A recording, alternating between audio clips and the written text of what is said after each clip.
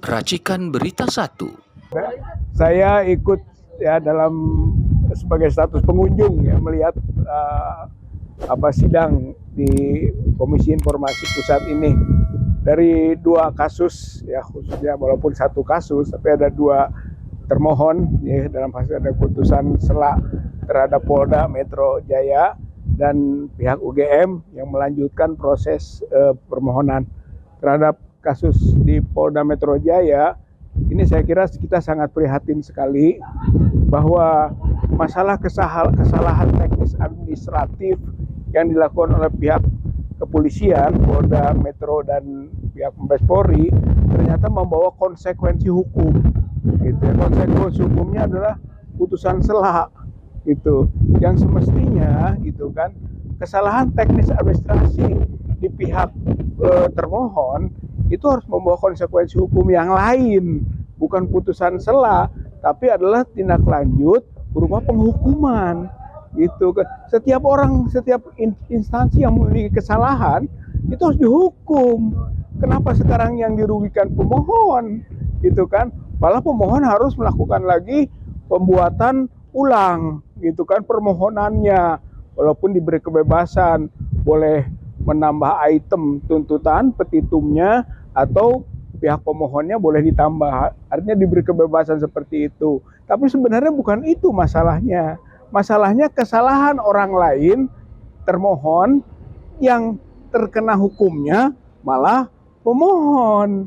Itu satu poin penting menurut saya dalam masalah hukum di Indonesia yang ditunjukkan tadi oleh Komisi Informasi Pusat, gitu kan. Yang kedua, ini yang saya ungkapkan, proses yang berlarut-larut begini, gitu kan, diulangi lagi permohonan, begitu juga yang soal UGM, gitu kan, mau diulangi lagi uji konsekuensi atas informasi yang dikecualikan, itu kan mengulangi lagi nanti besok tuh, datang lagi. Ini pelanggaran azas peradilan yang murah, cepat, sederhana, gitu. Oh ternyata kita dipertontonkan bahwa peradilan kita ini tidak cepat, tidak murah, dan tidak sederhana. Saya kira ini menjadi perhatian publik dalam konteks sistem peradilan yang ada.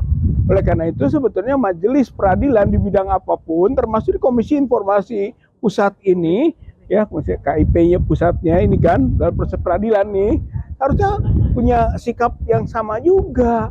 Kalau menurut saya mah ini bahaya, ini krisis hukum, krisis penegakan hukum di negeri ini, gitu kan. Kalau di kasus langsung ijazah palsunya Joko Widodo ada putusan sela ini menjadi presiden, terus semua putusan sela gitu kan.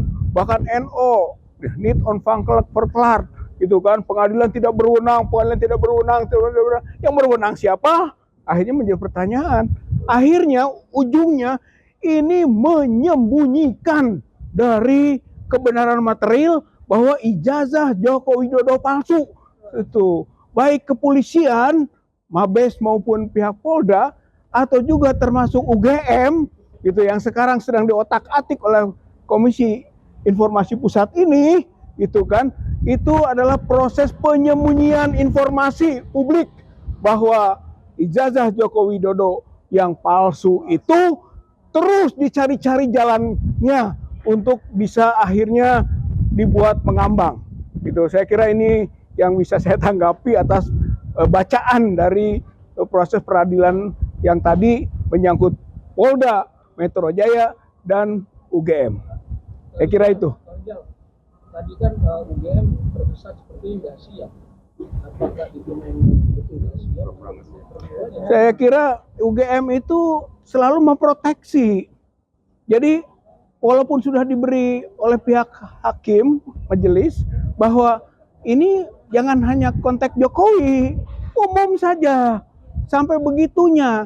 Tapi frame berpikir dia Jokowi harus dilindungi, gitu. Saya kira ini masalah seriusnya, gitu, yang dilakukan oleh pihak UGM. Jadi sebenarnya memang dia menyembunyikan. Lihat saja dari awal dekan, kemudian rektor OVA, sampai ke pihak perwakilannya di pihak termohon sekarang. Sama saja menyembunyikan, tidak mau menunjukkan sebenarnya kepada publik bagaimana sebenarnya Jokowi itu dalam status baik perkuliahan maupun hasil HKN dan sebagainya. Intinya sebenarnya adalah bahwa produk akhir yang bacaan publik bahwa ijazah Joko Widodo palsu ingin disembunyikan gitu, ingin diambangkan, ingin akhirnya tidak ditunjukkan, tidak dibuktikan. Ini bahaya negeri, itu yang kita hadapi saat ini. Yuk.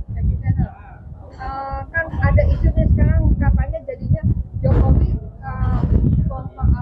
ijazahnya tidak palsu, tapi yang memasukkannya Jokowi. Nah itu kasus hukumnya gimana kalau nanti berbalik mulai dari nol lagi, yang Jokowi palsu ya memang kalau itu model karakter di negara komunis. Negara komunis yang otoriter, yang figur oriented, semuanya berbasis figur. Sehingga kalau misalnya ada figur yang berhalangan, kurang bisa fit dalam diganti oleh yang lain. Gitu kan, dibuat model-model. Gitu. Di bahasa tadi Kak Mbak Esi, dipalsukan. Sekarang kan aneh. Masa di negeri Indonesia seorang presiden bisa diragukan itu presiden? Bukan.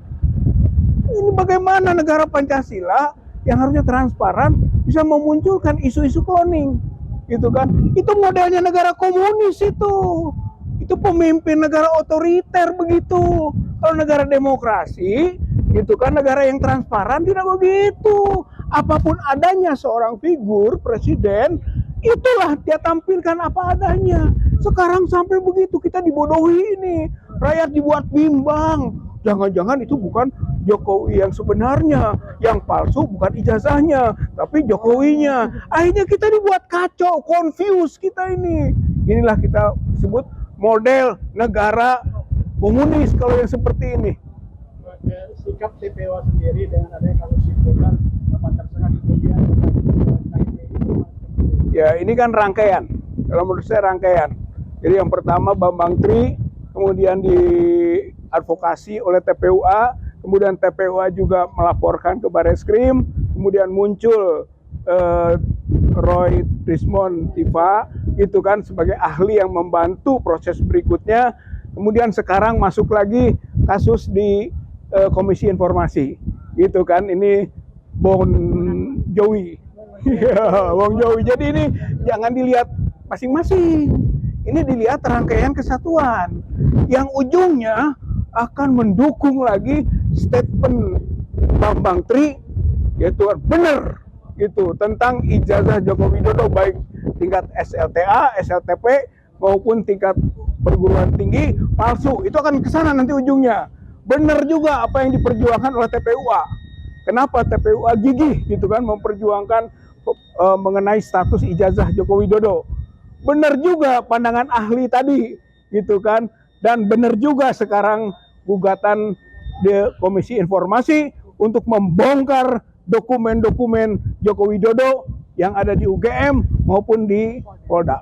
Gitu. Saya kira nanti akan menjadi satu kesatuan yang saling menguatkan, ujungnya terbukti rakyat Indonesia akan melihat dan membuktikan bahwa sebenarnya ijazah Joko Widodo itu palsu.